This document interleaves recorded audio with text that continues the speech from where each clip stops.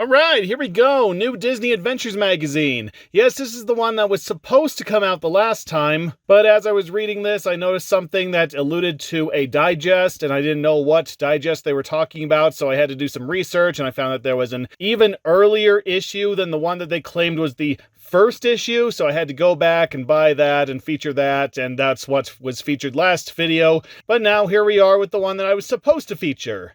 And hopefully there are no more issues that I will accidentally pass over and we can do this in a sort of chronological style. Here's hoping.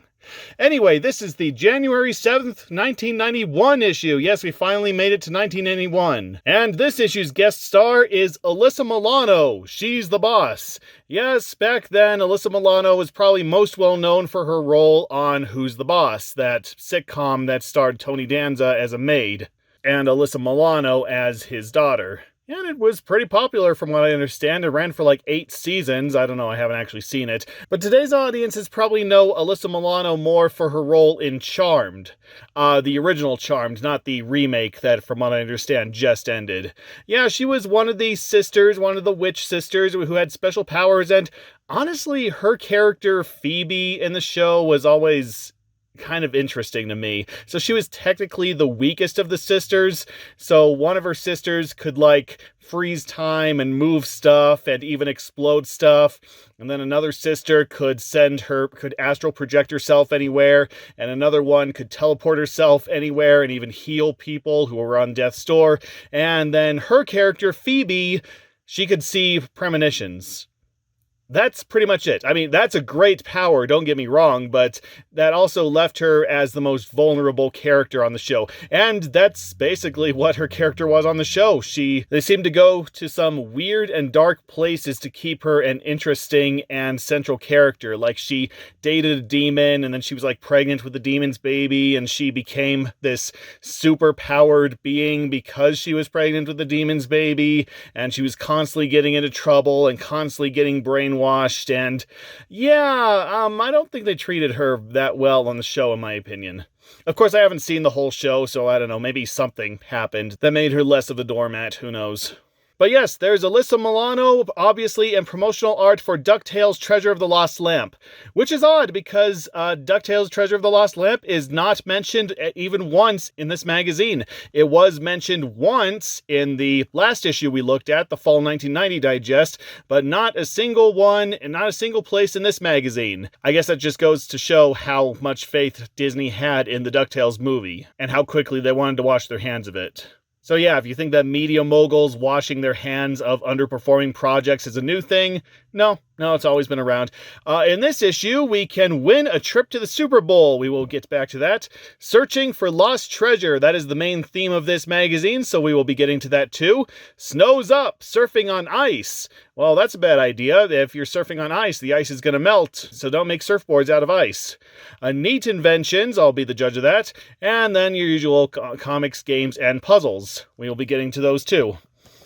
And we open her up. Here's another ad for Tailspin, the newest show to Disney Afternoon at the time. This is what basically kicked off the Disney Afternoon block, as we went over in the last issue. And then we have this ad for real rookie cards that we already went over. So yeah, collect your favorite newbies to the NFL, players that might not even last the entire season, and then you won't even know their names if someone sneezed them at you. I don't know, maybe some of them are worth something nowadays.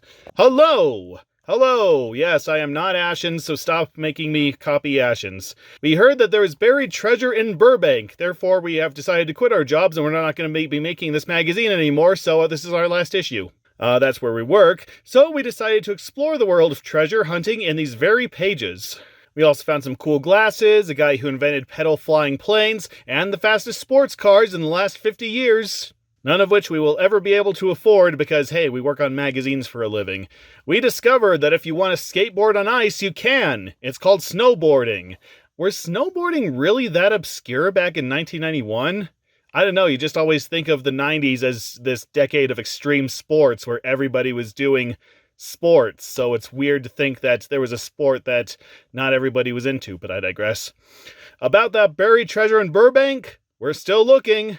And obviously we never found it because here we are, still working on Disney Adventures magazine for the next decade or two. And here's another ad for the Ice Capades and Harlem Globetrotters. Again, we've seen this in another issue, and I still don't know anything about the Ice Capades. I just know that Harlem Globetrotters are too good for basketball, and they helped Scooby-Doo in that one time. So, I don't know, if you ever want to catch their 1990-1991 World Tour, well, go back in time and check it out. I don't know, it's probably recorded somewhere. There's a table of contents, all the stuff we're going to be looking at, or glancing over in case of nonfiction stuff. So first up we got the mail, the zip code it's called, all the fan letters. I really liked your special edition and I'm going to subscribe. Yeah, that's what threw me off. When I was reading this magazine, I read that part about the special edition. I had no idea what they were talking about, so I had to go and look up all the issues of the Disney Adventures magazines, and I found out about the promotional issue that we featured in the last video. So I had to put this magazine on hold as I found it, and I bought it, and I read it, and I featured it, and I washed my hand of that. So now we're on to the magazine that I was supposed to feature. And like I say, hopefully there's no more interruptions. My all-time favorite comic books are Disney and Archie comic books. Well, I like those too, but I don't know. Are you even allowed to say Marvel and DC in Disney Adventures? I don't know. My favorite TV shows are Chip and Dale, DuckTales, and the Chipmunks. I agree with you on the first two, don't know about that last one. My favorite male singers are Bobby Brown, MC Hammer, Young MC, and Babyface, all of whom will not last the 90s. My favorite female singers are Paula Abdul, Janet Jackson, Amy Grant. Ooh, sorry. All the coolness just went right out the window with the mention of Amy Grant. I mean, Amy Grant is a competent singer, but she is so edgeless she could rent herself out as a basketball. But I digress. And Madonna. And only Madonna will come out of the 90s with a career still intact. Thanks for reading my letter. You're welcome, Stanley Joseph of Miami, Florida. I'm sure that's not where you live now. I like to play with my dog, but sometimes you get a little tired. Well, you're only human. My favorite sport is soccer, and I always play it with my friends. My team is called the Swallows. I'm not even touching that, but thank you, Ryan Tansey of Santa Rosa, California. See, there's the Swallows down there. This summer, my family and I went to Disneyland. We saw Dick Tracy, the Electric Light Parade, and beautiful fireworks. I hope we can go there next summer, too. Well, if you go there next summer, then 2 out of those 3 are probably not going to be there. But yes, thank you, Kelly Pendergast of Newbury Park, California. And there's Cody and Kelly Pendergast at Disneyland. I'm sure that's exactly how they look now, and they're not like 40 and accountants now. I don't know. And here we go. Oh, man. And here is one of the most nostalgic ads I think you'll ever see from one of these magazines. The Tiger handheld electronic games. Ooh, man.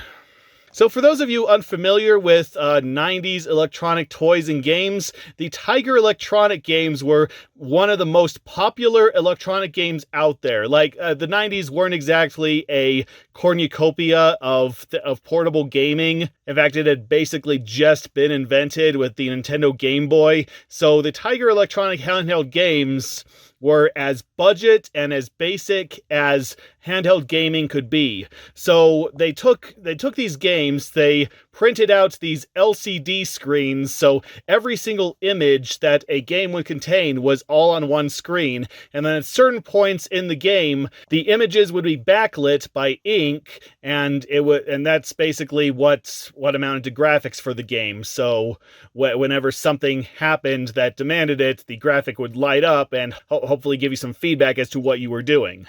It was incredibly primitive and incredibly cryptic because most of the time you had no idea what you were doing with these games. Like, gameplay changed every single console, and it was almost impossible to tell what you were doing. So all you could do was just push buttons and hope for the best.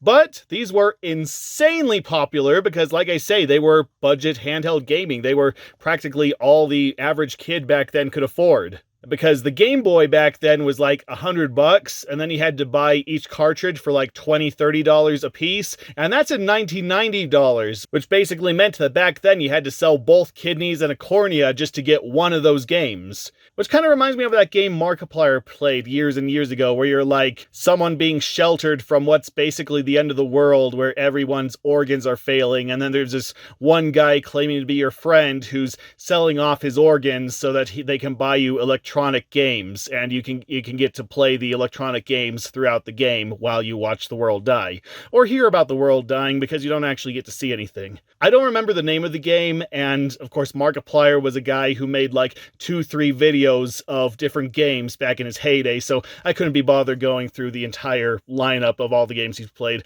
but I digress.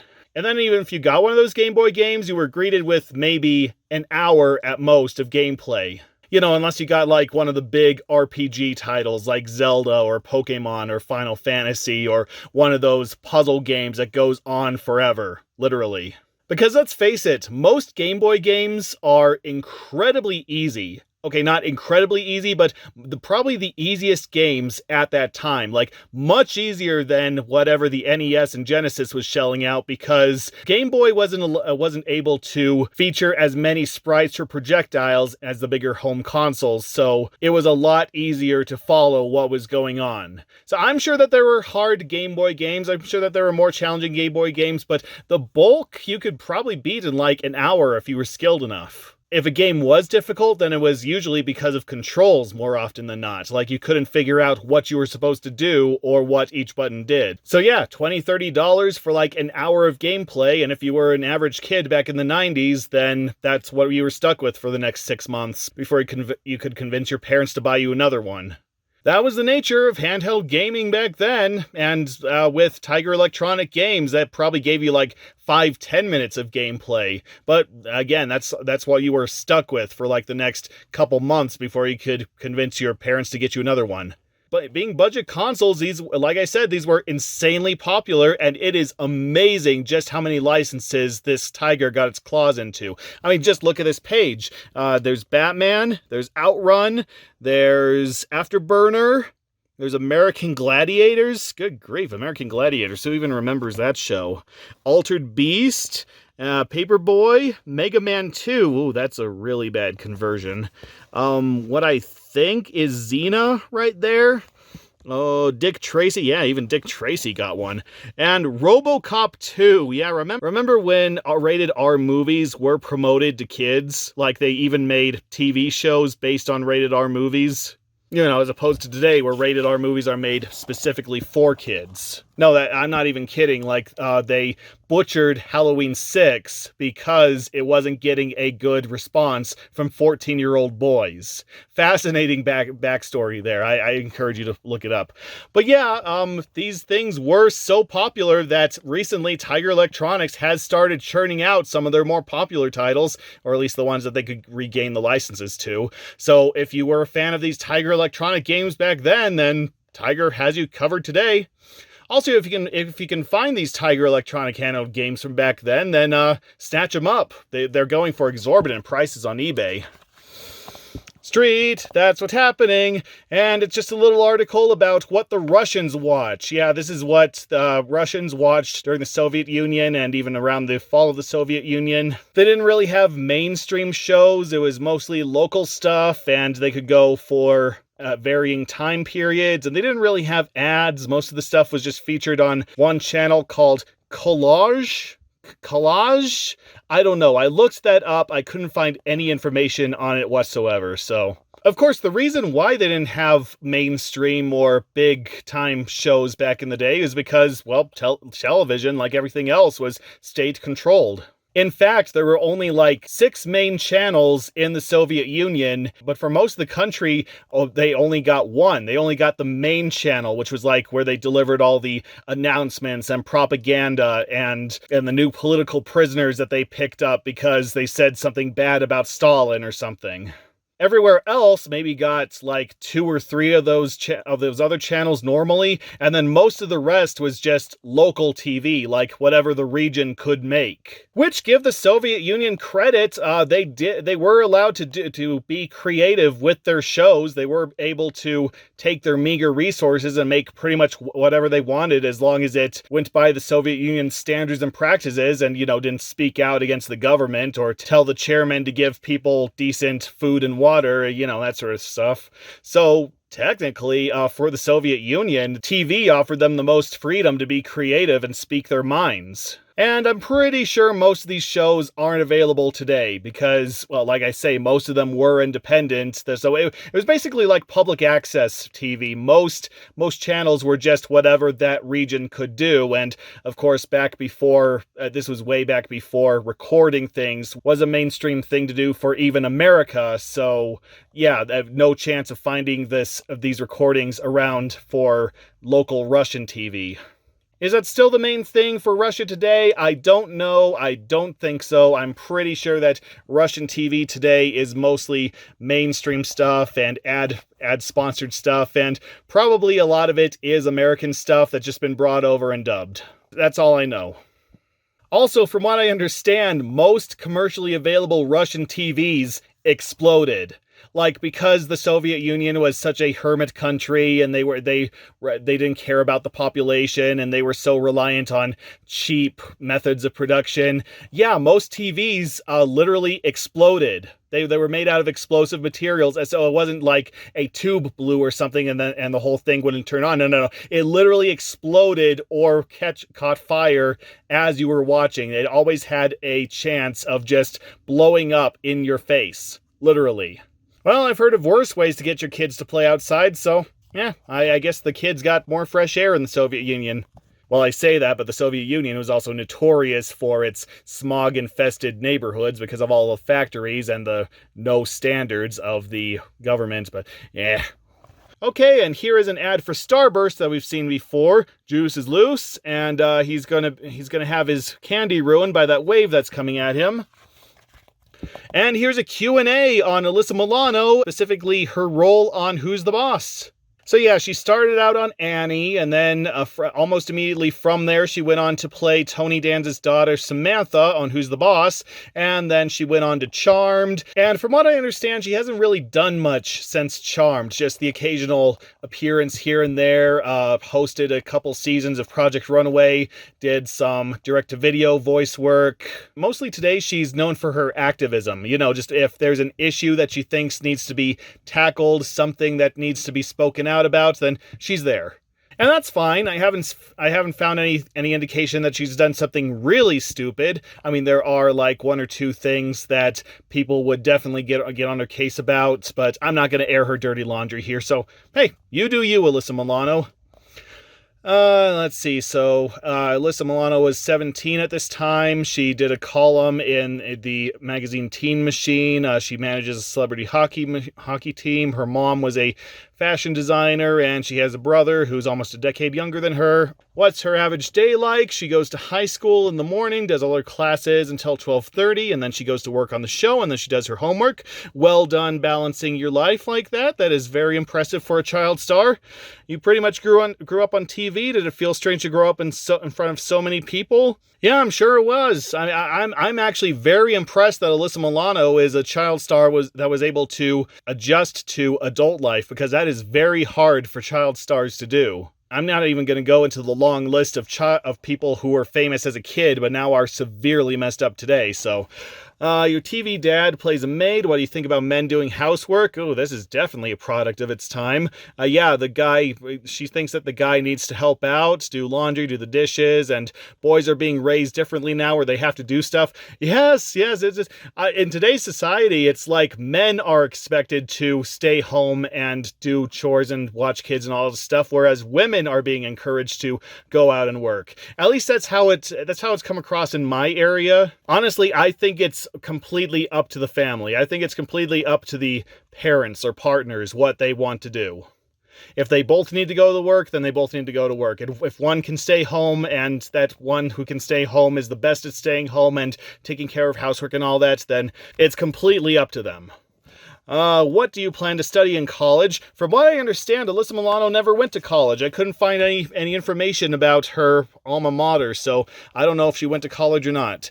You manage a celebrity hockey team. Do you play? No, she does not play hockey. Now, this is really interesting to me because, yeah, this shows that people who manage something do not have to know about the thing that they manage. You know, it reminds me of the controversy behind Video Game Donkey recently, where he decided to start his own game studio, and everybody was going, "No, don't start your own game studio. You're a video game critic. What do you know about designing video games?" Duh. And here I am going, well, the people behind EA, Activision, Blizzard, Konami, Ubisoft, they know nothing about video games either. They're just brought on to make money and keep the company going.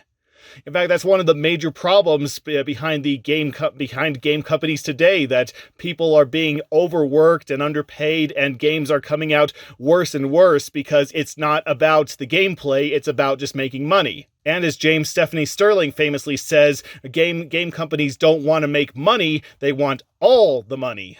So if something's not a top seller, then it's considered a failure, and people are laid off and their pay is cut, and yeah, all that good stuff. But I guess I digress. This isn't about video games. But I will talk more about video games when we get to one of those articles one of these days. What's it like to manage a team with players like Richard Dean Anderson, Michael Keane, and John Stamos? Well, you got John Stamos on your team, so it's hopeless. I bet when you hear the song Tomorrow from Annie, it sets your teeth on edge. I think it does for most people. What do you do with your time off? Where do you get to hang out? Jerry's Deli, a Los Angeles restaurant. That sounds like a place where the Friends would hang out. The sitcom Friends. Speaking of music, let's say you're stuck in a traffic jam. What tape is playing? It would probably be something from Rod Stewart. I like Rod Stewart, so that's fine. She drives a metallic black BMW M3. Unfortunately, I'm unfamiliar with that make and model, so I don't know if that's like a high-end car or if that's the biggest piece of junk that you'd probably see in National Lampoon's Christmas Vacation. Do you have a favorite pair of jeans? I've never understood people with favorite pairs of clothing. I don't know, it's just I wear jeans, and when those jeans wear out, I get another pair. Get into some fantasies, or on a treasure hunting expedition, you find gold coins worth $1 million. What would you do with the money? Well, I'm sure she has like $1 million even back then, so. But she would get a cabin, a hideaway place up in Canada, and then of course she'd do a major shopping spree. So if your activism ever gets out of hand, well, I guess we know what she's going to do with her life. You're sent on a year-long trip around the world, but you can only take 5 items. Or would they be? Well, they would be things that a teenage girl back then would take. CD player, which was an absolute novelty back then. And then a TV, hairdryer, diary, and big book. You should also take toilet paper, because not everywhere in the world uses toilet paper, and you have no idea how handy toilet paper will be in those situations. Who's the boss in your own family? Nobody is. We have a very evened out family. Ugh, my parents were always fighting over who's the boss. Like, my mom was always there, so she was always the one giving commands and showing and organizing the family and all that. But then my dad would come in after like months of being on a trip, and then he'd think that he was in charge and he knew what was good for us. So yeah, bad memories there. Sorry. Positive ions. Yes, this is one of those pages where they just show something and it just looks like an I Spy. I really wish they'd just do something like those I Spy books where they tell you something about what they're featuring here, which is glasses, and then they tell you, hey, can you find this and this and this and this and this? I don't know, maybe they do that at some point, but not here. And, this is a new one. This isn't a new Chester Cheetah Cheetos ad. So there's Chester Cheetah, and he's going backwards on some skis, so he's probably going to meet the same fate as Sonny Bono. And there's some Cheetos. Personally, I like the Flaming Hot Cheetos. I wonder if those existed back then. Probably not. But yeah, any fate would be better than him appearing in the Food Fight movie. Maybe that's why we didn't see him in the Food Fight movie. And here we go with movies. Disney Adventures brings in the new year with the Inside Line and all the great films coming your way. Those Valley dudes Keanu Reeves and Alex Winter are back as the time-traveling duo in Bill and Ted's Excellent Adventure 2, which eventually was renamed to Bill and Ted's Bogus Journey. And yeah, I give them credit. The Bogus Journey was completely different from the first one. Like the first one was about time traveling and trying to get their homework done. But then the second one, they are killed by evil robot duplicates from the future and go to hell and have to play games with death in order to be resurrected. So, creative idea. I don't know if the rest of the movie really lives up to that idea, but it's very creative story, very creative visuals. And then, of course, in the last few years, we had the third Bill and Ted movie, Bill and Ted Face the Music, and it exists. I don't know, it just feels more like a reunion film. Just they wanted to bring all the actors back, as many actors back as they could who were still alive, because, George Carlin kicked the bucket like a decade ago. It wasn't horrible, it was just forgettable. And Keanu Reeves was the weakest link in that movie because he was probably because he was away from comedy for so long. Michael Oliver may have been a problem child, but wait until you see Martin Short. He plays a 9-year-old who's nothing but bad news in the hilarious comedy Clifford. Yeah, Clifford was a weird movie. I mean, at least Problem Child had a kid as the problem child, but in Clifford, they just had this 40-year-old Martin Short playing a 10-year-old kid. And no, it's not like they superimposed his head on a kid or something. No, they just had him on like his knees looking up at adults and just pretending to be a kid. A very psychopathic kid who just raises hell for Charles Grodin and cast. So it's a really weird movie. I do understand it's gotten a bit of a cult following, but for me and most audiences, because it was quite a bit of a bomb, Ethan Hawke from Dead Poets Society stars in the new action-adventure White Fang. How many adaptations of White Fang have we seen? I mean, it seems that White Fang and Call of the Wild seem to always get adapted. Like that Harrison Ford movie from a couple years ago. Just, those are not only Jack London's 2 most popular books, but they just seem to be everywhere. I don't know, are they in the public domain? I don't remember, but they probably are, and that's why they're everywhere. Keith Coogan stars in Cheetah as a boy who befriends a wildcat in Africa. Yeah, Cheetah, I had to look that one up. It's technically a Disney movie, but it's a very, very low-key Disney movie. And just like it says, it's about a boy who befriends a wildcat in Africa. And that's it. It was like a super low-budget movie that just came and went in theaters. I think it made a profit. I don't even think it's on Disney+. I don't know, I haven't checked. And then who? Keith Coogan? He's a child actor who did some stuff. And he grew older and he did some other stuff. That's all I can really say about him. And then Catwoman tries to undo the dynamic duo in the 1966 version of Batman, so that's probably based on they're probably referring to the Batman the movie. So I don't know, maybe this is around when that was first released on VHS. Oliver is the animated tale of a mischievous cat that runs around with a pack of dogs. The movie has great songs by Billy Joel and Bette Midler. I'm amazed that they got this wrong, because no, it's not called Oliver. Oliver is that 1968 musical. No, it's supposed to be Oliver and Company. This is a Disney magazine and they got their own movie wrong. Of course, I guess that just shows how much Disney cares about Oliver and Company, because from what I understand, that didn't do very well either, and to this day, it's just an obscure little gem. And then Sylvester Chases Tweety and Sylvester and Tweety's Crazy Capers, probably a VHS compilation of some classic Sylvester and Tweety shorts. And then No One Loves to Play Cat and Mouse more than Tom and Jerry in their cartoon classics. And Garfield has 3 new specials in the video store. Here Comes Garfield, Garfield on the Town, and Garfield Goes Hollywood. I'm pretty sure I watched all of those when I was a little kid. I can't tell you anything about them. If you like Garfield, then you find this other cat rentable, The Cat from Outer Space. Ah, yes, The Cat from Outer Space. That is a hidden gem, in my opinion. That's another Disney movie that was super low-key, and it came and went in theaters, and it really hasn't been given it much attention lately. Well, I say lately, but ever. But yeah, it's a cat, and it has a magical collar that lets things levitate and makes things go in fast motion, and yeah, it's a fun little adventure. If you like That Darn Cat, the original, not the remake, then you'll probably like this one. It's cheesy, but it's fun cheesy. And then there's Morris the Cat, who is basically an advertising kitty back in the day, and he's not the Meow Mix cat, he's the 9 Lives cat, and he's done some other stuff. Of course, they've gotten several different Morrises. This isn't like Grumpy Cat, where there's only the one Grumpy Cat. No, it's just whoever owns an orange tabby that kind of looks like that, that's Morris.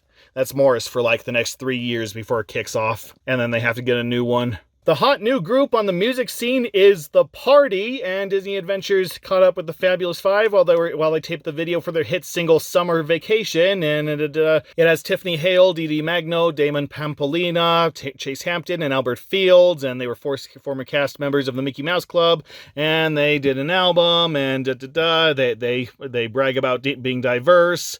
And if you have never heard of The Party, I don't blame you. They were another very early act signed on to Disney Records, and they released one slight hit album, but they were promoted like heck by Disney. Constant concerts, constant TV specials, constant appearances on other shows. So yeah, they really wanted to milk this band for all it was worth. And then they released another album, and it didn't do well, and Disney dropped them like a brick. And then each of the members went on their separate ways, and recently they reunited, but I don't really know what they're doing now. And most of the members haven't really gone on to do anything that notable. I mean, they are getting work, so that's a good thing. However, Dee Dee Magno may ring a bell with some people, because Steven Universe fans may recognize her as the voice of Pearl. Voice of any Pearl from that show. So, yeah, who says that fame can't start from obscurity? Tell us your space shuttle picks. If you blasted to the stars aboard the space shuttle, what movie, album, and food would you take along for the ride? And yeah, we'll probably see that in a later issue. There's Little Nemo Dream Master again. I think I went into as much as I could about that game. And here we go with our first comic, Tailspin, Dr. Doyen's Robotic Revenge. Almost sounds like a Sonic the Hedgehog game. You know, just call that Dr. Robotnik's Robotic Revenge, and yeah, there you go. An obscure Sonic the Hedgehog game for the 16-bit. Maybe it came out on Pico, who knows. It's time for the annual Air Derby in Cape Suzette. The entire city has come out in anticipation of a day full of air shows and expos. You think we might win Best of Show, Baloo? Man, look at her sparkle, little britches. Ain't she a beauty? Oh, I read those in the wrong order again. Piece of cake, kid. You wait and see. It'll be like we were the only plane entered. And knowing these stories, they might just be that one. Come on, let's check out the competition. Say, Baloo, isn't that one of Shere Khan's flying tigers? Are they flying today? They're doing an exhibition show right after the air parade. And there's an evil shadowy figure putting something on their plane. Boy, they must be great pilots to do all those stunts and maneuvers. Maybe they're the Harlem Globetrotters of planes, who knows? Oh, it's not so tough. I could fly rings around those guys. In the Sea Duck? Come on! Hey, you'd be surprised, kid. The Sea Duck's quite a plane. And shadowy figure putting a weird thing on another plane. I'm sure that's not going to go anywhere. Have you seen Wildcat? He wanted to fly with us in the show. There he is! He's in the junk pile, as usual. I should have guessed it. He's in there building stuff again. And there's that shadowy figure again, who's obviously not going to come into play in this story. Hey, Wildcat, we've been looking for you. I don't remember what Wildcat sounds like. Hey, guys, the show's about to start. We have to warm up the Sea Duck. Ahem. Oh, howdy, Mr. Scrapper. Final warning, Baloo. This is my junkyard. If I catch your friend in here fixing my junk just one more time, ooh! Yes, how dare somebody come in and fix your junk that you can then sell for like 10 times its scrap value? We're on. Baloo? That must be him. I don't know what kind of accent to give him yet. Finally, the festivities are ready to begin. All the planes take off in formation for the big air parade. All but one, that is. I don't get it. She was working fine this morning. You better check the engines, Wildcat. Okay, boss, sure. That won't be necessary. Pay no attention to this gun in my hand. He is my friend. I call him Franz. He merely accompanies me whenever I need to manipulate people. Here. My, you little pipsqueak. You give me back my plane or I'm gonna... What's that, Franz? Franz doesn't like you. Oh, come on, Franz. Let's be pals. Oh, I'm going to enjoy voicing this guy. That is better. Now you'll just sit there like good boys and do not interrupt me. Ah, you must be Wildcat. Your notoriety precedes you. Allow me to introduce myself. I am Dr. Ernest Doylen, inventor and philanthropist. And they keep going back and forth on if he's saying S or Z. It's throwing me off. Hey, I think I heard of you. Did I not just say to you, do not interrupt? Do you not comprehend me? Take it easy, buddy, easy. Sheesh, what a grouch. Again, you gotta love a show that just lets a character shove a gun in somebody's face, like a real gun, real little Magnum. I don't really see the problem with that. I mean, obviously he's the villain, and he's obviously not going to shoot the hero, so I don't quite understand the outcry back then. Or today, I should say. To continue, Mr. Wildcat, I apologize for this inconvenience. Well, there shouldn't be a comma there. But I have this wonderful project I am working on, and I am certain you will enjoy assisting me. Assist? Well, cool. That's cool, I guess, but... No buts. Come watch, my friend. Come witness what we can accomplish. Okay, sure. Why not? I hope I'm getting at least in the ballpark of this guy's voice. I don't know. Has this rabbit showed up in the show? I don't know if I'm getting his voice either. None of these unsuspecting pilots realize that they are not in control of their aircraft. Heh, observe. Want some coffee? Steaming hot. Now listen and watch, plane. Loop the loop. And that plane loops the loop, and they have coffee in a cup, and obviously they spill it all over themselves. Boy, I'll bet that's smart. Well, even if you weren't going to be looping the loop, you should have your coffee in a thermos if you're going to take it on a plane, you stupid idiot. Hey, wasn't that something? I get all tingly when my inventions work. That was pretty neat. Neat, ha! Wasn't that simply the single most amazing thing you have ever seen? Baloo? I can't talk. Oh, ha! I did not mean you could not speak. I just don't like to be interrupted. You know, Short Pants, as much as I enjoy your company, I'd really appreciate it if you got to the point. I mean, what's up, Doc? Oh, I'm surprised I could get away with that one. Here, wait until you see, or you'll be so amazed. But you're correct, I have wasted too much time. We proceed. And there's a lot of dialogue in this comic. This guy won't shut up. Watch, plane. Roll, my friends. Roll. Whee! Oh! He really likes picking on those two pilots in particular. Faster! Faster! Rock and roll! Okay, stop now. And about 2 seconds later, whoop.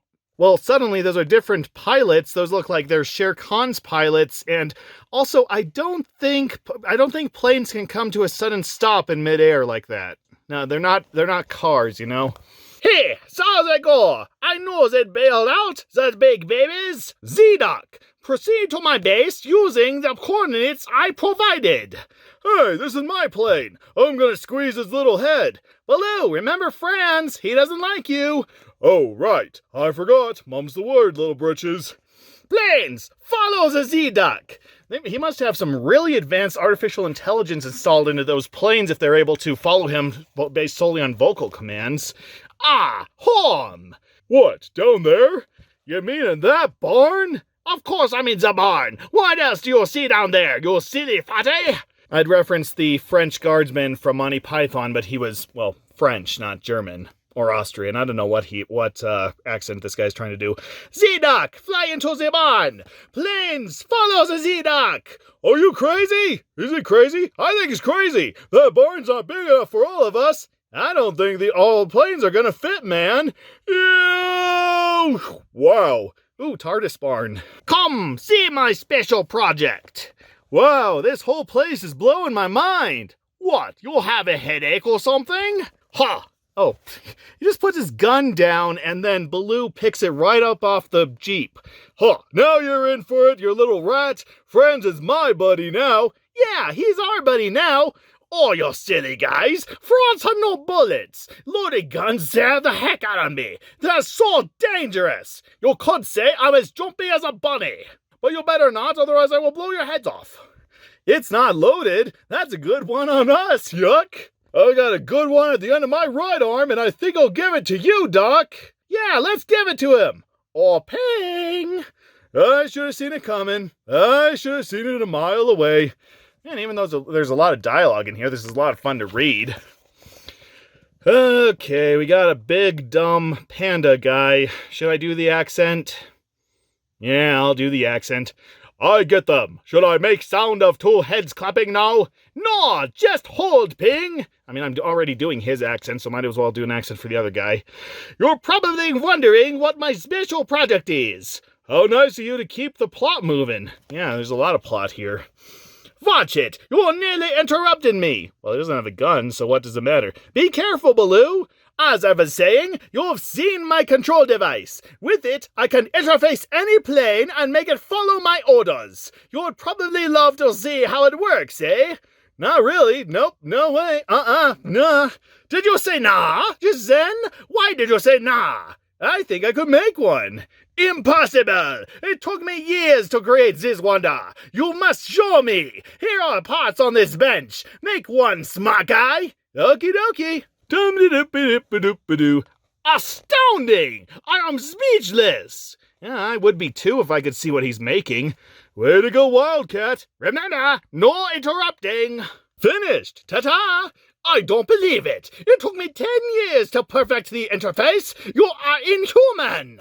You're mad at me, huh? You're gonna make that big dude grab my head. Of course not. This is wonderful. With your help, I can finish my masterpiece. You'll see, as wonderful as my interface is, it only enables planes to follow commands. I must always be present. That is a monstrous limitation. But what if the plane was capable of independent thought? Well, then it will wonder why you're the pilot and attempt to kill you at every opportunity. Then it would be able to deal with unexpected events on its own. It could solve its own problems. Oh, cool. It could help me have my revenge. Gee, Bunky, has the world got you down? Ping! Don't bug Dr. Doyen. What's your problem, huh? With your help, Mr. Wildcat, I can make this a true robot plane. Then I can have my revenge on Shere Khan, the man who stole my genius. Shere Khan? You'll notice that, with the exception of the Z-Duck, I only stole the flying tiger planes. Well, I stole them back. I designed those planes, and Shere Khan, Well, okay, what's the problem here? He wants revenge on one of the main villains of Tailspin, so why are we not supposed to root for this guy? I don't know. Oh man, you're breaking my heart. Hello, you interrupted him. Oops, I thought it was finished. That's enough. Ping, do something with them. Okay, boss. Whatever. Follow my lead, kid. Okay. Oh, yo, stop, please. Kojiku. Not fair. Now what? First things first, we gotta get rid of the big guy. Come on, Chubby, don't make this too angry. I still get you. Wait, did he? Oh, I thought he dropped a comb out of his pocket. No, that's the handle to a door. I was going, why does he have a comb in his pocket? Actually, where does he doesn't even have pockets. Where is he keeping it? Round this corner, little britches. Right behind you. Thump. Ho ho, I know a place better than you. Now I do something with you. Well, what did you want to do with us? Do you want to go bowling? Bowling? No, that's fun. I'm pretty sure I'm supposed to do something mean. Nah, he just said to do something. Let's play a game. And we'll be right back after these messages. And we're living with the Blue Men of the Sahara. So Dushan Gershi is back telling us how he managed to live with the Blue Men of the Sahara. So yeah, he was traveling through the Sahara, and it's a big desert, and his car broke down, and on the third day he had run completely out of supplies, but thankfully a young boy showed up, gave him a watermelon, and he was amazed at how well they were able to survive in the Sahara, so he went and lived with them for about a year and a half. So the Blue Men are called that, not because they do very surreal concerts, but because they wear dark blue robes, and the dye is so thick that it washes off on their skin, and it turns them into blue men. And the men wear veils, but the women don't, because apparently the women are protected by magic to keep them from the dangers of the desert. So, I don't know, is that more or less sexist? I mean, I know that there's a huge controversy over women in the East wearing veils, which I think is kind of overblown, but I'm not going to get too into that. But here, they're not allowed to wear veils, which would give them more protection, so yeah, whatever. Culture. And apparently the Blue Men are telepathic, which is how one of them was able to find Dushan, so who knows, maybe that's a thing. Maybe the blue dye gives them telepathic powers. And hey, I wear a blue jacket all the time. Maybe if I wear that enough, it'll give me telepathic powers. And then he met with a psychic old man who told him stuff about his past, present, and future, except he didn't want to learn about his future, so he left. So yeah, fun adventures with the Blue Men. They were blue. Dubba-dee-dubba-die. And getting mail from around the globe. Yes, this is all about pen pals. Anyone remember pen pals? I don't. I never really had a pen pal, but yeah, before the days of internet and forums and all that, this was the only way you could talk to someone from another country. I don't know, maybe pen pals are still a thing today. But nowadays you can just tune into a YouTube channel of somebody in another country and know more about that person in that country than you ever could through a letter. Also, from what I understand, pen pals were very expensive. I mean, you're shipping mail internationally, so that probably cost several dollars per letter. And again, that was in 1990s money, so maybe it was best I didn't have a pen pal back in the day. And then here's a little bit about snakes. How one person was digging holes for rose bushes and accidentally found the tunnel for a snake, and thankfully it was not a poisonous snake. It was a king snake, and a lot of people confuse those with coral snakes, which are highly venomous. But there's that rhyme. It's red band near black, venom lack, red band near yellow, kill a fellow, something like that. So, just keep that in mind if you ever see a snake that may or may not be venomous. That reminds me of that episode of Arthur where they had to take a snake out of the rain. Arthur brought it to his house, and then, of course, it got lost and hijinks ensue, which don't do that. Even if you think you're being helpful by getting the snake out of the rain, no, just let nature take its course. I mean, even if you're worried that the snake is going to be caught by a hawk, well, why should you put the life of the snake over that of the hawk? Isn't a hawk entitled to a meal as well? Of course, we just live in a world where any sort of killing, any sort of animal instinct is considered wrong. I have seen YouTube videos where people are really mad at cats for catching mice. So we just live in a really messed up world, And here's a little bit about Cleaning Up USA, which the 90s was obsessed with. I really don't have anything to say. Just if you want to join a group and clean something up, then hey, all the better for you. And here's some old articles from Disney True Life Adventures about some monkeys. Funny hair for the baboon and for the crested ape and the orangutan. And you can see from the orangutan's facial hair why they're sometimes confused with humans. And some people have tried to crossbreed humans and orangutans, but we won't get into that. And now this is interesting. This is an ad for a Premier cruise line, a Disney-themed Premier cruise line, because this was before Disney Cruise Lines. They started in 1998, so before then, before they had their own cruise line, they teamed up with other cruise lines to give them a Disney theme. Of course, even back then, cruise lines were prohibitively expensive. I mean, this is air-inclusive rates from $695. And back then, if you wanted that kind of money, you had to sell your 2 kids for genetic experimentation and then put yourself in 25 years of indentured servitude. But for a couple nights of a Disney World-themed cruise, it's probably worth it. There's another Bazooka Bubblegum ad. I think we've gone over that too many times. And we're back to the comic. That's interesting. They don't even give a chapter heading like the other times. The other times they took a break. Continued from page 30, whatever. Yeah, let's play hide and seek. Oh boy, what'd I do? Yeah, hide and seek. Oh, I read that out of order again. It's easy. We'll count to 50 and you go hide. Oh boy. 50 later. Nice thinking, kid. Let's get back to Wildcat. Right. Ha, I find you. Yeah! No. Ping, we're supposed to look for you. Now go hide again. Sorry. Ping make mistake again. I should probably give Ping a deeper voice considering his build, but yeah, I don't want to. I'm already giving Baloo a deep voice. 50 more. Okay, let's go. Check. Here I am. No, Ping, no, you don't tell us where you are. We're supposed to find you. Now go hide again. And wait for us to find you. Sorry. And another 50. We ought to make it this time. I hope so. I hope so too. I'm kind of getting tired of doing that voice. They do. Success! I'm not getting tired of that voice, though. You escaped? No matter. Look what your friend has accomplished. Ah, heck, it was easy. Easy? You are a genius. Now I can repay Shere Khan with interest. Here. Oh, I don't think so, pal. Why are you standing up for Shere Khan? Or maybe just in that live-action Alice in Wonderland show from the 80s, so you're taking your revenge out on this white rabbit. Oh, you're zonde. Ping!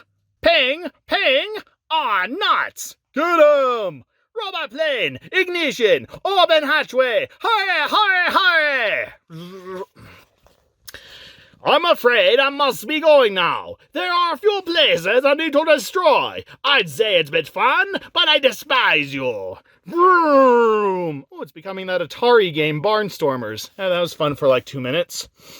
Oh, now it's become that Barnstormers game. Hee hee hee! Say, what's the matter with you? Don't you know better than to build robot planes for lunatics? Why lunatics? Sometimes it's more trouble staying out of trouble than getting into it.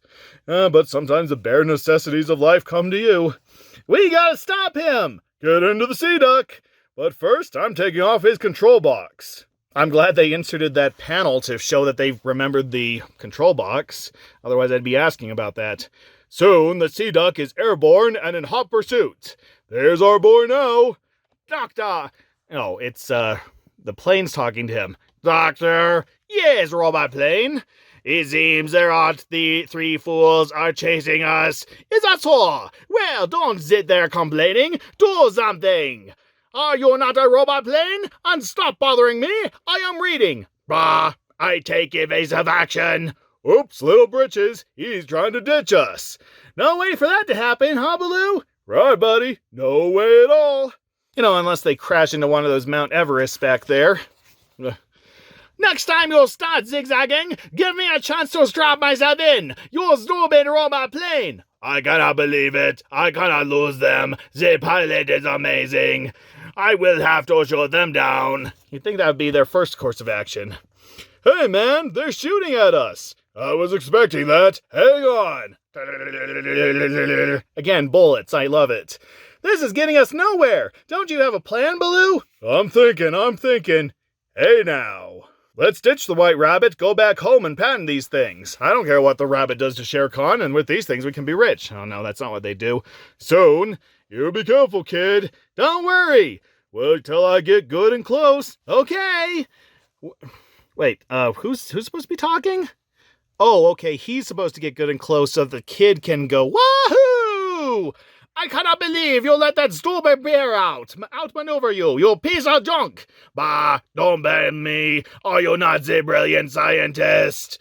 There's that rotten kid. What does he have here? Looks like your magnetic interface. It is my interface. So those these sneaky guys. That's really hard to say with his accent there.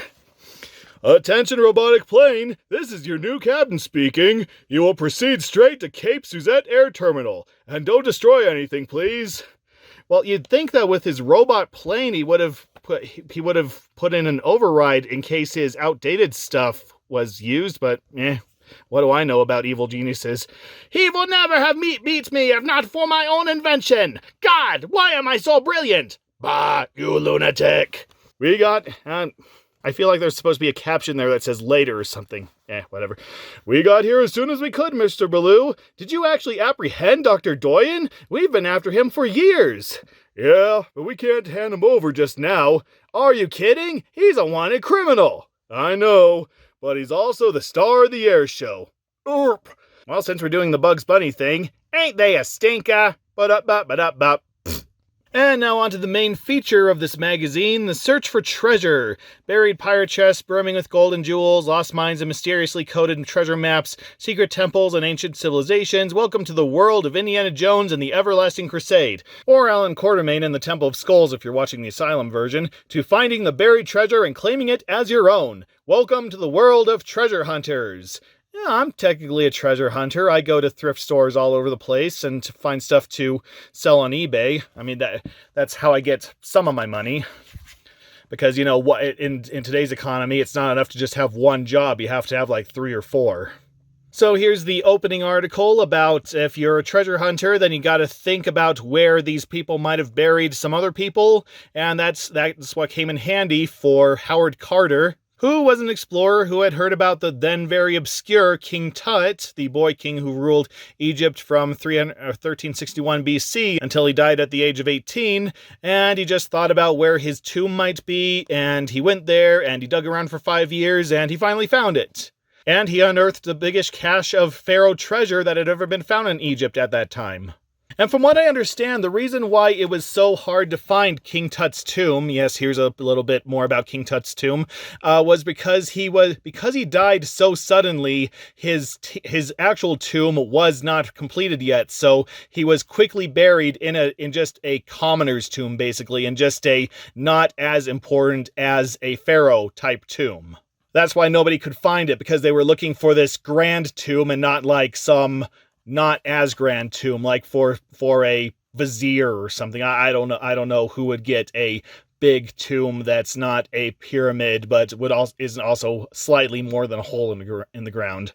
And the reason why he was so rich was because during his short reign, he reinstituted that pharaohs were gods. Like before then, this one pharaoh was trying to institute a religion that there was only one god, the Atem, I believe his name was, the sun god, and everybody needed to worship him. But King Tut came in and said, no, the old gods are the true gods, and I'm one of the gods, so give me all the monies. So, as such, he was buried with practically everything under the sun, but because he was considered an unimportant ruler, and his tomb wasn't ready yet, he was buried in an unimportant tomb until the early 20th century when somebody finally found him.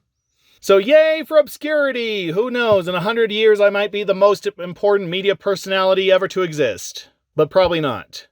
Here's a little bit about underwater gold, about sunken ships, and then most ships that brought back treasure and stuff, well, they had a very perilous journey. You know, they had storms and they had pirates and hurricanes, but of course, all the ships were loaded up with gold and jewels and such, so each voyage was worth it. But, you know, there's so many sunken ships since then that there's a whole lot of treasure out there.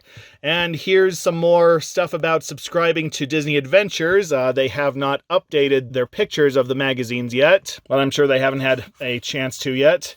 And then, oh, did I miss a page? Oh, no, this is following off of this previous page. So, Mel Fisher is one of the treasure hunters, and when he was 12, he was so excited about searching for underwater treasure that he put together a homemade diving helmet, and then he learned about a Spanish treasure ship, the Atocha, and he spent 2 years searching a 100,000 square mile area, and then they looked through some other records and went, oh, they're 100 miles off, so they looked for another 16 years, and they finally found it. And that's the thing about treasure hunting. I think in most cases it costs more than you actually find in the long run. I mean, let's face it, even if you find these big treasures, I think the state or the country claim most of them. So, I mean, you get a finder's fee, but you don't actually get to keep the millions and millions and millions of gold and jewels and such, which is probably why most hidden treasures are never declared. In fact, some of these hidden treasures may have been found, but because of the costs and the fees and all that, and the fact that these people actually want to keep their treasure, they just never say that they found it. And here's a whole bunch of treasures that were lost and or found. So, yeah, Blackbeard. Apparently everyone's still looking for Blackbeard's treasure, but we haven't found it. The Spanish galleon Conception went down in 1641, and then 300 years later, they finally found it. And then apparently German Field Marshal Rommel was given a whole bunch of gold and jewels and such, but it got lost somewhere near Corsica. And I did look this up, and apparently in 2021, somebody found records that the treasure may be buried off the coast of Italy, not Corsica. So yeah, the treasure hunt is still going on for that. If it even exists, of course. And then British liner Egypt collided with a French steamer in the Bay of Biscay in 1922. $4 million in gold and silver were lost. And then in 1950, they found it. Good for them. Captain Kidd, he's probably the most famous treasure burier of them all, if he even buried any treasure. And apparently we're still looking for Captain Kidd's treasure. Except I did some research, and apparently in 2015, somebody claimed to have found Captain Kidd's treasure off the coast of Madagascar. I don't know, they found a whole bunch of silver bars in a sunken ship, and they say that was Captain Kidd's treasure. But it's never been confirmed, so the search continues. And then in the last days of the Roman Empire, Alaric, king of the Visigoths, rode into Rome and utterly sacked it, took all the treasure, buried it somewhere, and everybody's been looking for it. And in 1965, they found out that the river was diverted, and they're continuing to search. I couldn't find any follow-up information about that, so hey, there's a treasure you can go after. Lafitte's fortune, I think that's how you pronounce it. Jean Lafitte, who's probably the inspiration for Jean Lafoot, the sometimes enemy of Captain Crunch, when the Soggies are taking a day off. When his wife died, he buried her with a fortune in stolen treasure, and they looked for it, and in about 1910, they found it. Good for them. And then the Oak Island mystery. Yeah, that's where everybody thinks that Captain Kidd's treasure is buried, and if people have looked and they have found some treasure, but because the island keeps flooding itself, because there are so many deep caverns that just all of a sudden fill with water whenever anyone tries to dig, they really haven't found anything. And from what I understand, the place has been rezoned as a historical landmark where technically you can still find treasure, but you have to register with the society and you have to pay a fee in order to look. And then, of course, there are all the costs associated with finding treasure. So, yeah, you got to have a fortune in order to find a fortune. And even then, you don't usually find the fortune. And then the Lost Dutchman mine. In 1945, wealthy Mexican landowner named Manuel Peralta struck gold and then and then a German prospector known as the Dutchman came out of the mountain with bags of gold, claiming it was from Peralta's mine. That is another thing that technically people have said that they found in 2018. Somebody claimed to have found the Lost Dutchman mine, but they never actually told anyone where it was, so hey, the search goes on. And then in 1961, Mike Wilson was taking underwater pictures at the Great Bass Reef off Ceylon? And it's there where they found a sunken ship all the way back from 1702, where he found gold-colored cannons and brass cannons and pistols and bags of silver coins. So, hey, well done. Well done. I couldn't have done any better myself. Of course, I couldn't do any better, period. And then this is about Rex Stalker going along the beach looking for treasure, and he found a $50,000 gold necklace with a solid gold dragon on the end. And then later on, he joined a treasure finding society that was dedicated to finding pirate treasure and the like along the coast of Florida, which unfortunately went belly up in 1984. The Treasure Society, that is, not Florida. No, I don't know. With global warming going on, who knows? Florida might be underwater before we know it. And here we go. NFL kids on the block learn football and much more from the pros on the Super Bowl teleclinic. So yeah, back in the day, you could tune into the Learning Channel, when the Learning Channel was actually full of educational stuff that you wanted to know. And it wasn't just countless shows about how people over 600 pounds live their day-to-day lives. But yeah, you could tune into the channel and you could learn how to play football. Or you could go outside and play football, your call.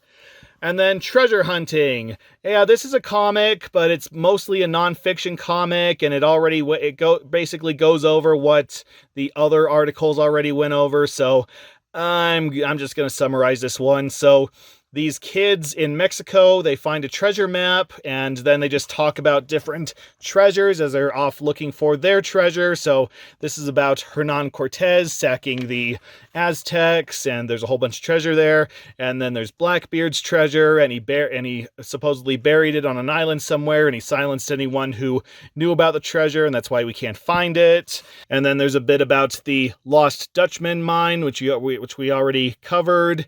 And then the Rommel's treasure, and the Nazis killed off anyone who knew about it, and that's another reason why nobody's been able to find it. And then more about the supposed lost treasure of Hernan Cortez, and where they dumped all the treasure into a strait.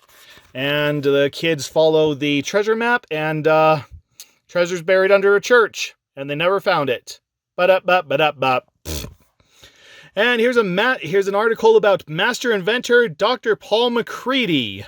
He's mostly well known for developing small gliders and human-powered airplanes and solar-powered airplanes and cars. And he got his start when he found himself $100,000 in debt, and there just so happened to be a contest to design a model airplane that was offering a $100,000 prize, so yeah, he designed a human-powered airplane that could fly for a mile. And he developed a lot of gliders and a lot of pedal-powered stuff, and yeah, very good, very, very impressive. And then he created the GM Sun Racer, and then that went on to be turned into the GM Impact. And the GM Impact has a very interesting history behind it. So the GM Impact went on to become the GM EV1. I believe that's what it was called. And it was one of the first publicly available electric cars, at least mass-produced electric cars. Now, it was test marketed in California. It was licensed out to like 5,000 people, and everyone who drove the car loved it. Everyone said that it was better than a regular car, and it was so fuel efficient. So everybody absolutely loved what they were given. And then just all of a sudden, GM recalled all the cars. I mean, they were licensed out, so technically they still owned all the cars. They recalled all of them, and then they scrapped them for no solid reason. Yeah, a lot of people say that it's because that it was a conspiracy by the oil companies, that they didn't want electric cars getting into the hands of the mass public, so they recalled them and they scrapped them so that everybody would have to drive the gas-guzzling cars.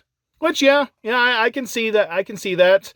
So, yeah, basically the GM Impact, or GM EV1, whatever I just called it, was ahead of its time because, nowadays we actually have hybrids and electric cars, so it was just paranoia of the 90s, I guess. But Francis Ford Coppola does still have his. He was able to hide his car from GM during the recall, so he probably has the only one. That make and model of car has become the most collectible car of the 90s. So if you ever find one in a used car lot or whatever, it could be worth tens of millions of dollars. So, hey, that's a collectible car that you didn't know about that you can go out and find now. That's a real treasure right there.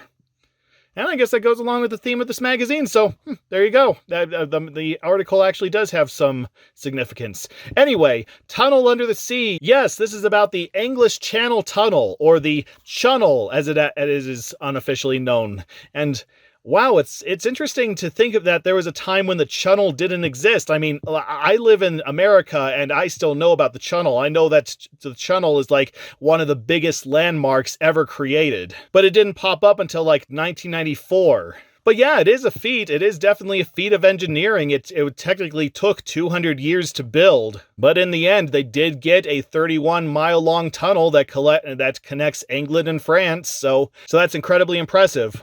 Almost as impressive as the amount of electrical malfunctions it's had, which has stranded people and trains and practically anything that runs out off the main electrical system under there in freezing temperatures. And how many illegal immigrants have snuck through the Chunnel on both ends, so yeah, it's definitely a landmark in all the ways, all the right and the wrong ways.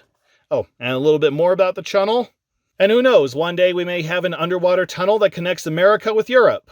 And maybe one day pink unicorns will sprout out of cabbage heads and give everybody free Nintendo Switch consoles.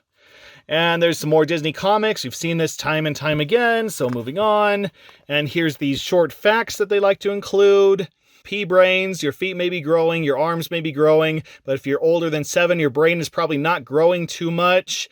Well, yeah, so it reaches its full size at around 7, but it's still developing, especially the front lobe, which controls basically foresight, basically gives you that little voice in your head saying, maybe this is a bad idea. But most people before 21 don't have that, so that's why your kids keep doing these stupid things over and over again, even though you keep telling them over and over again that it's stupid. So that's something to consider before you really get angry at them. I mean, sometimes you have to get really angry at them, just consider that first.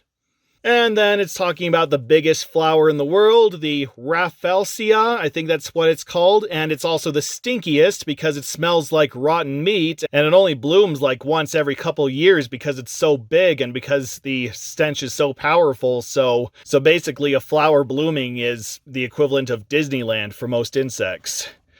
And then Tyrannosaurus Rex was so big, some experts believe he ate other dinosaurs. Well, yeah, he was a carnivore. What else would he eat? The biggest mammals at the time were smaller than rats.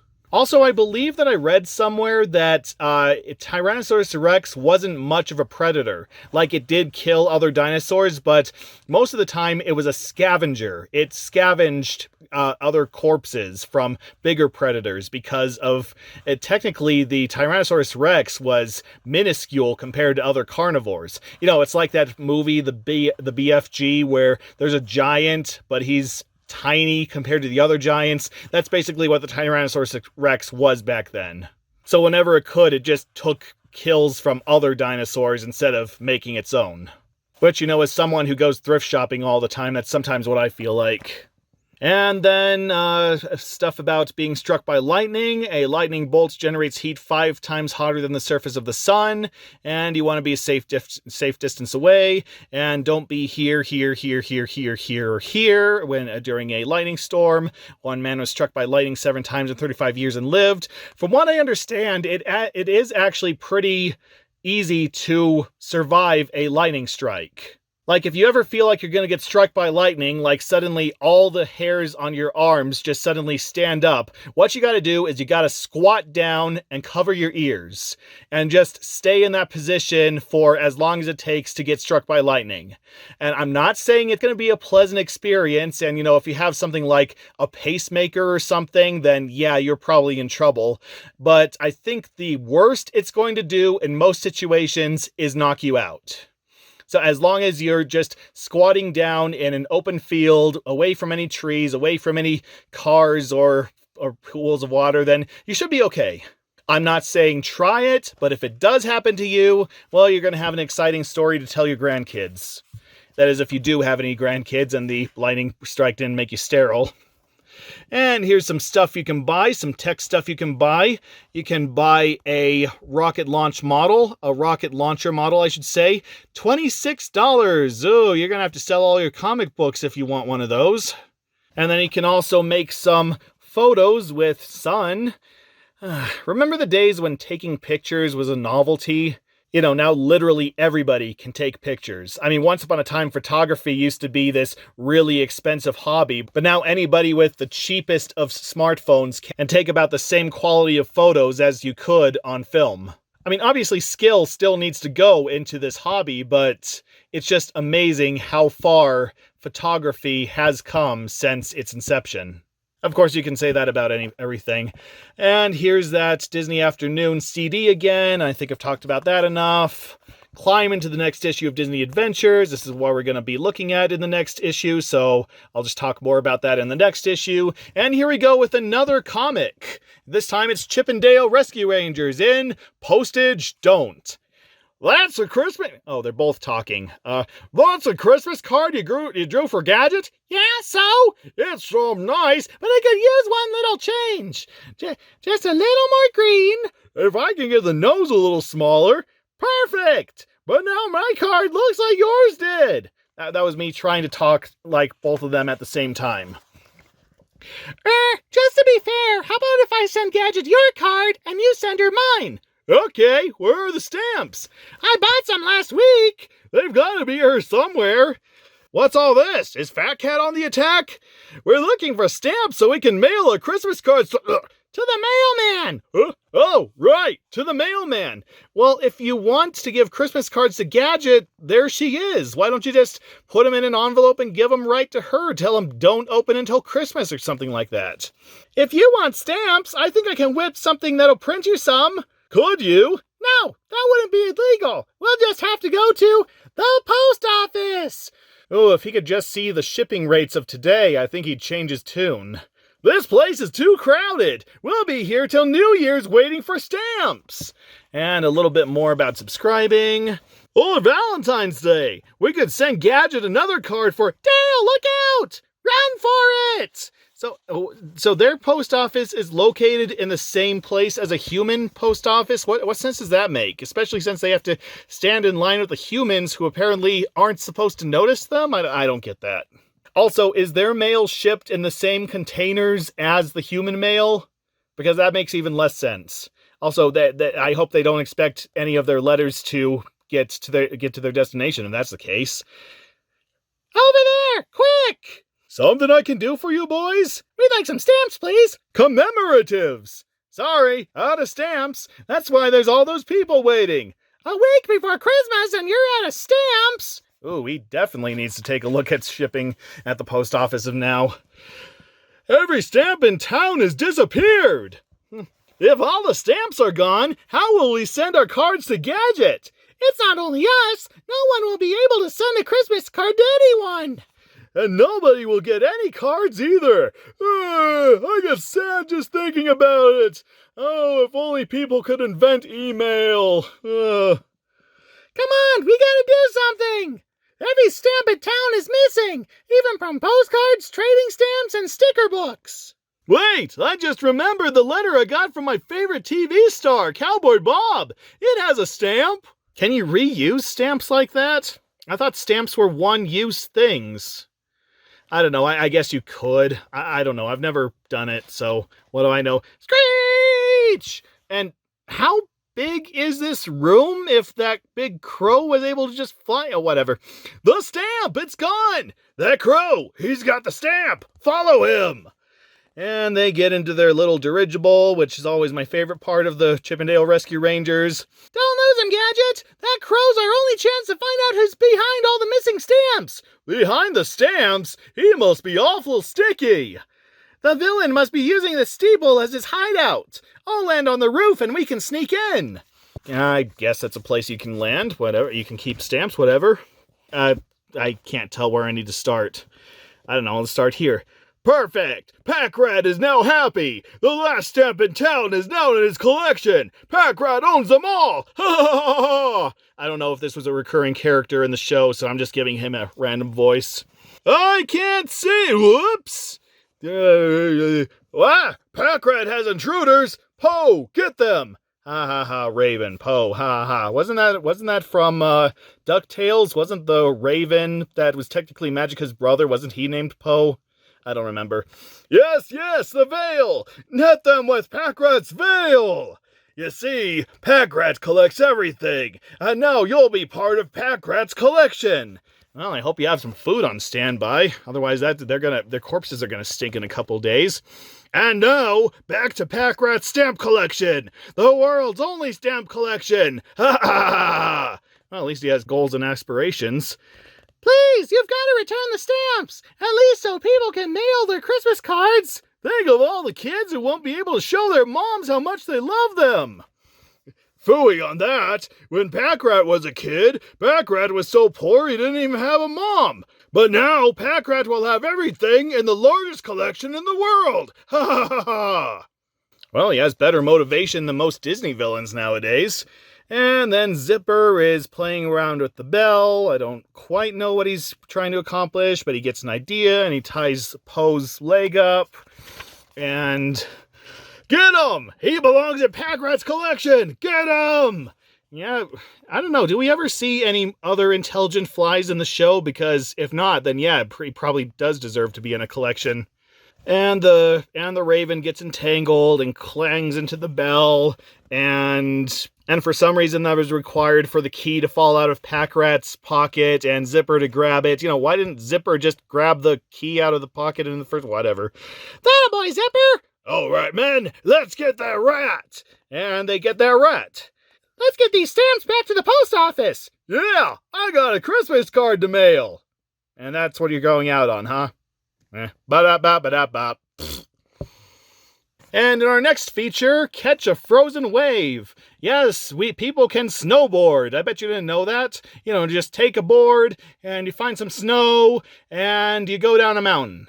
And maybe one of you will meet the same fate as that one guy from that remake of Point Break, which is literally all I remember from the remake of Point Break because that movie sucked. The original's a classic, but the remake is not. So yeah, it started practically the same way as skateboarding did. They'd take two skis and they'd bolt them together, and then they'd just slide down hills in their backyard, and then somebody came along and said, hey, I bet I can make some money off of this. So they made actual snowboards, and maybe one day you can pull off your own hairy 360. Yeah, that's an obscure reference nobody's going to get. It's from a Cyber Chase for Real skit where this guy goes down a hill and he doesn't know how to snowboard, so he just keeps going around and around on the snowboard doing a 360 while trying to right himself, and then everybody else just follows him and it becomes the hairy 360. That's the kind of pop culture that I keep up with, people. And there's some slang that you can learn if you want to know more about snowboarding. And for me personally, I'm gonna call, if I ever form a band, I'm gonna call it Lean Dracula, because that's just an awesome name, no matter what context you use it in. And here we have an article called Speed Demons, which is about the fastest sports cars of each decade. So the 1940s had the Jaguar XK120, and then the 1950s had the T-Bird, until Daddy took the T-Bird away. And then we have the 1965 Mustang, of course.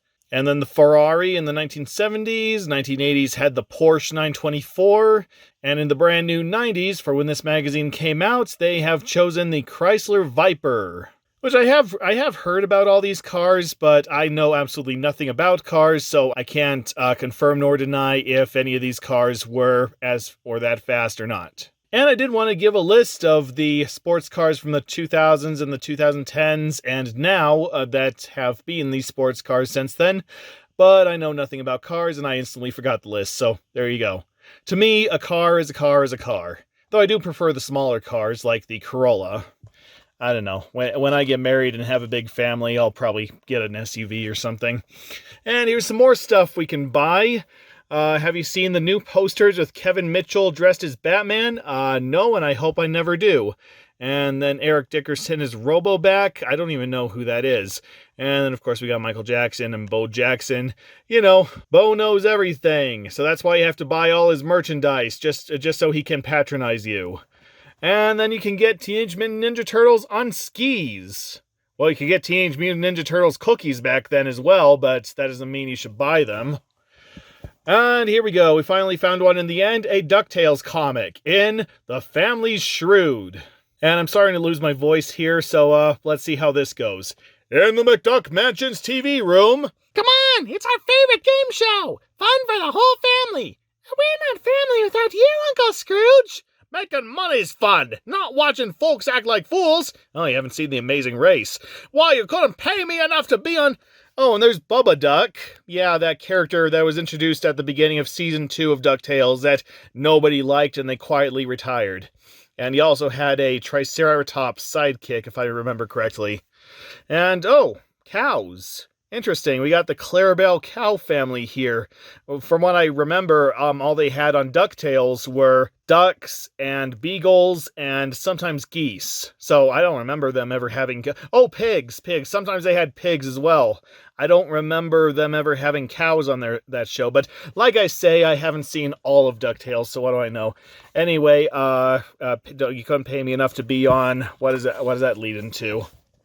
Our next grand prize giveaway, $10 million and the very last known remaining Duck Gotti convertible. Yawn, wake me when it's over. Shouldn't there be like a hyphen or something, a dash there to show that he's being interrupted? Because in the very next panel he says, a Duck Gotti, the car of my dreams. Gameland, here we come. Oh yeah, if it means getting you more stuff, then you want to be on a game show. And once again, we're back to the nephews having black shirts, except, well, that's odd. I detect traces of blue and green, at least. Where's, I only see two nephews. Where's the other one? No, there's only two nephews. Who's missing? I never remember their names. The red one, was that Huey? Is Huey missing? Oh, no, wait, there's Huey. It kind of looks like there's like a checkered pattern there. Maybe they're like wearing sweaters or something. Wouldn't that be interesting that they're wearing sweaters, like black, like checkered sweaters that are black and whatever color that they wear.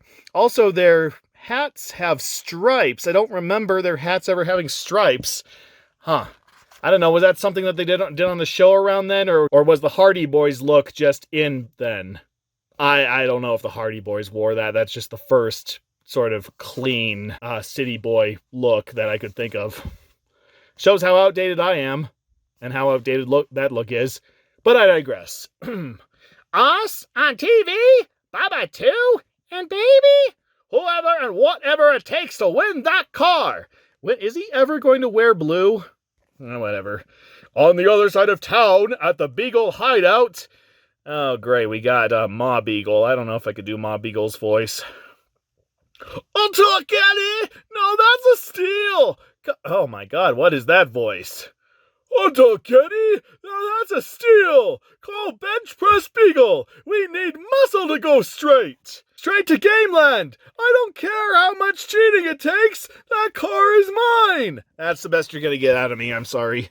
At the Gameland studio, McDucks, meet the Smith family Robinsons!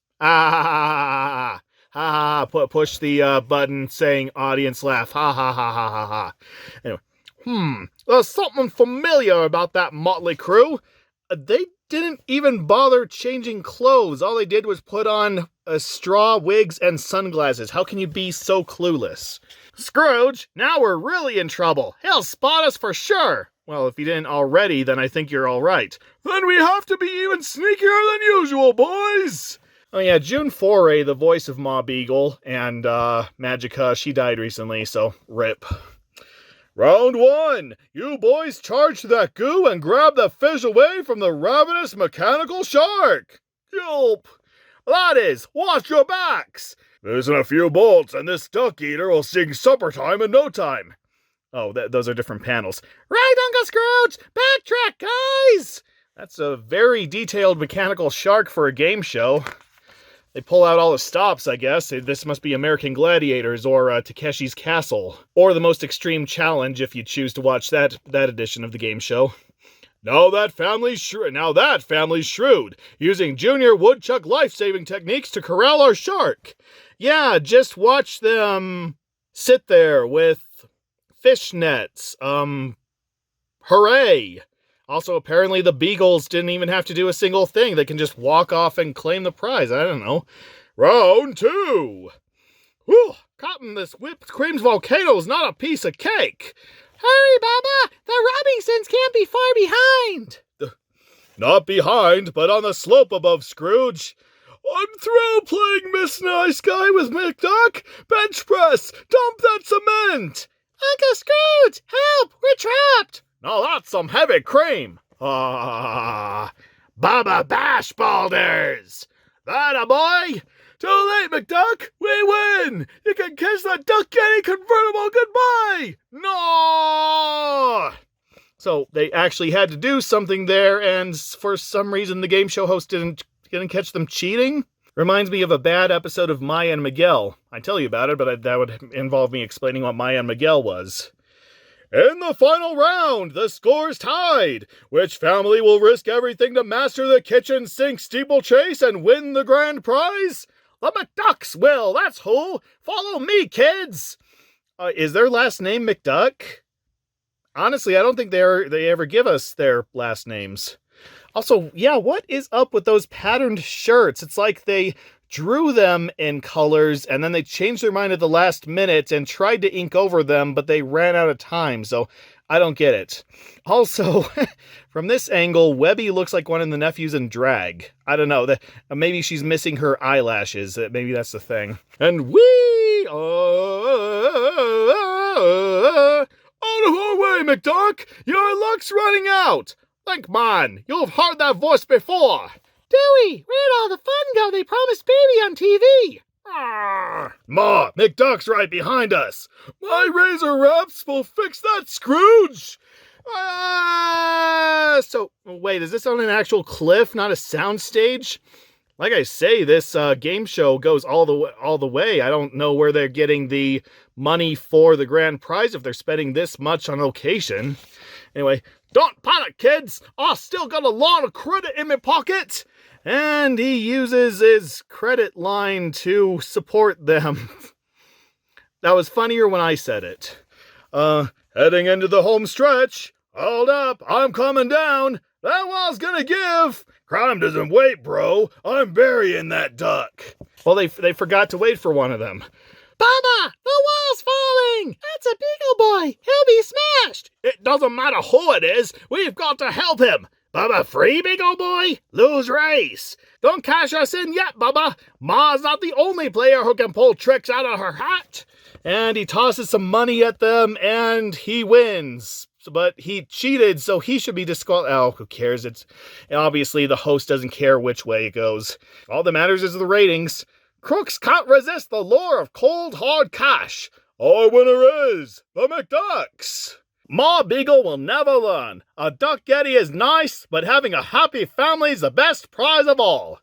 Well, that would actually mean something if you ended up losing this race, but no, you're just saying that because you got one of the rarest cars in the universe. So, yay, a rich gazillionaire who already has everything gets more stuff. Oh, yeah, that really aged well today. Oh, and you could win a trip to Super Bowl XXV and the Walt Disney World Resort. You could if you want something like that, but I couldn't care less about the Super Bowl, so okay, how can you win? Just out of curiosity. Let's see, you can win grand prizes. Grand prize, 6-day Walt Disney World Resort and Super Bowl vacation. Expense-paid trip for a family of 4 to Walt Disney World Resort in Florida and Super Bowl. And you get the chance to meet some of the greatest NFL players of all time. Get to be in the halftime show. You get to be in the hotel. You get air transportation. And the VIP treatment. Ooh, limo. I'll take everything except the NFL and the halftime. I don't know. Can I give that part to a friend? Like they can go to the Super Bowl while I'm busy on Mr. Toad's Wild Ride? I don't know. What were some of the hottest rides at Walt Disney World in '91? Yeah, I'll even take the Dumbo ride over the halftime show. I'm sorry. Let's see. Or you could win some official team outfits. No, thank you. Or you could win one of those Tecmo Bowl Tiger Electronic games. Those get to make another appearance in this magazine. Well, yeah, I will take one of those Tecmo Bowl electronics over the NFL even. Let it sit around for about 20 years and sell it for, well, at least $100. Not a lot, but still worth more than the halftime show, in my opinion. So if you're a winner, your name will be on TV. I don't know if anyone has ever recorded that, so I don't know. I'm sure somebody's won something from this magazine. Fill out the entry blank on the next page. So, well, it's there, but I hate it when they don't include separate pages for the contest cards, and then you have to, like, clip them out and ruin the whole magazine. I don't like that. So, even if I did want to enter this contest, I am not going to do that. I mean, I don't know, maybe if I had 2 magazines, then maybe. And here we are in the final stretch with the puzzles, games, and activities section. So, we have Ant Boy Master Mazer. It's just another maze. Looks like somebody's already done it for us. So just follow along and moving on. Button. Look at the jacket and find the 7 buttons with scrambled words. Unscramble the words to form a question, then answer it. I think I'll just skip to the answer there. What kind of buttons we have? Get a real job. No, I don't want to. I like the jobs I have right now, even if they don't pay anything.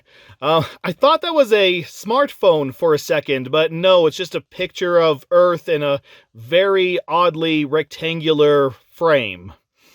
Mickey's Birthday Land at Walt Disney World. Ooh, that pin's probably worth something today.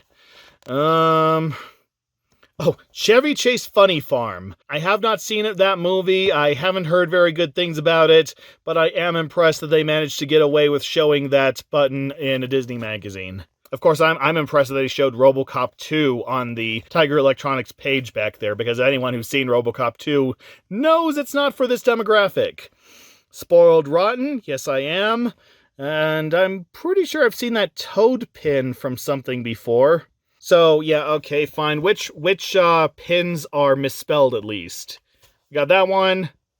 We got that one. We got that one.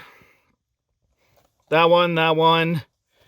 That one, and that one. What does that spell? We'll find out later.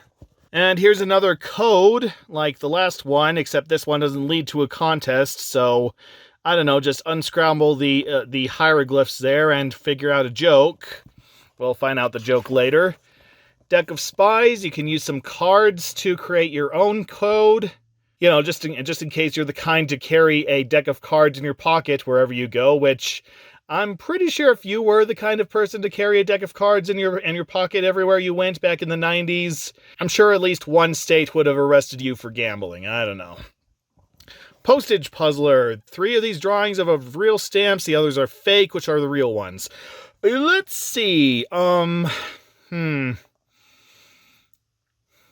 Honestly, they all look legit, so I'm gonna say New Kids on the Block and Michael Jackson and I want to say this one, but I don't know if Japan would print yen on their stamps. I think they would print the symbol for yen, but not the word yen. So I guess the one with the dinosaur, maybe? Yeah, I'm going to go with the one with the dinosaur. So, New Kids on the Block, St. Vincent, and the dinosaur. We'll find out if I'm right in a second. Oh, yeah, it's right on the next page. So, yeah, there's the answers to the maze, postage puzzler. Oh, so the 3 real stamps are the ones from St. Vincent, Romania, and the Central African Republic. The rest are fake. So which one were those? Okay, that's St. Vincent. That's Michael Jackson. Okay. Central African Republic. That's the dinosaur. Okay. And, Romania. Romania was the other one that was real. So the new... Oh, is it because these are square or rectangular and the others aren't? Like, is there a law that says that stamps have to be square or rectangular? Like any other shape is illegal? I don't know. I guess that makes sense. I guess that's it makes sense that all stamps have to be uniform, I should say. You could put stamps in a uniform, but that would just add on to the already exorbitant price of shipping nowadays. Anyway, playing card code right there. Spy photo is hidden in the pizza, whatever that means. Oh, okay, you actually had to interpret that. I see. Whatever.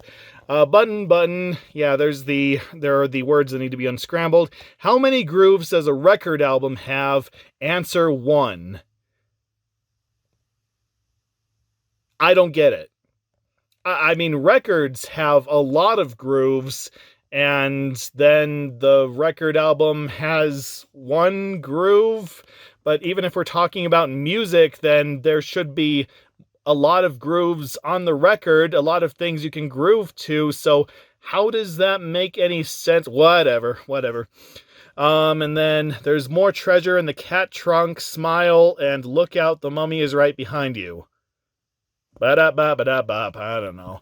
Oh, and here's another one of the Captain Crunch capers, one of the, let's see if we can find what we're looking for. And yeah, you get a prize if you find them all.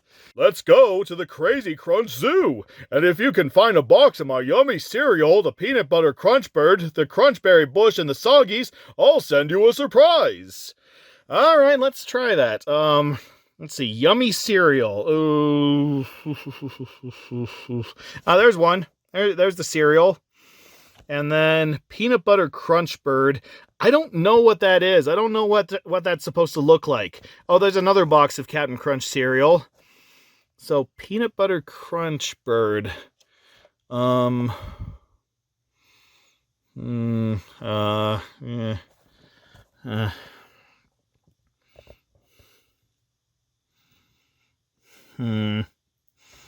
I don't know. There's a bird. Is that the bird? I don't know. I'm going to say that that's the bird. And then the Crunchberry Bush and the Soggies. Crunchberry Bush.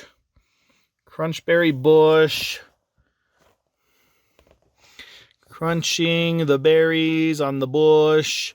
Well, there's a bush. Is that the bush? It's the only bush here that has anything on it, so I guess that's the bush.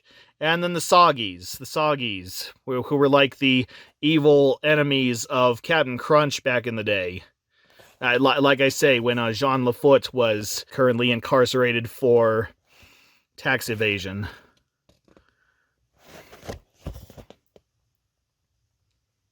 Is that them? I can't. Let me get a closer look.